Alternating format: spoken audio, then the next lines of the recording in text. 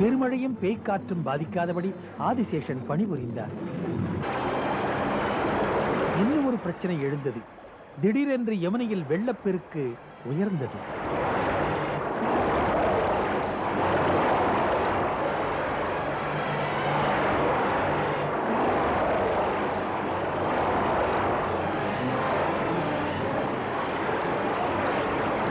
வசுதேவருக்கு இந்த உண்மை தெரியாது.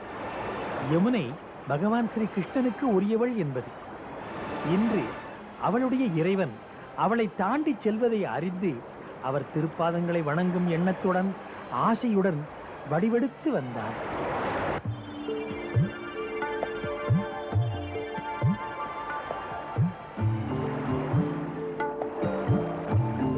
பிரபுவின் திருவடிகளைத் தொட நெருங்கி வந்தாள். பகவான் ஸ்ரீ கிருஷ்ணனுக்கு யமுனையின் தூய அன்பை பற்றி நன்றாக தெரியும்.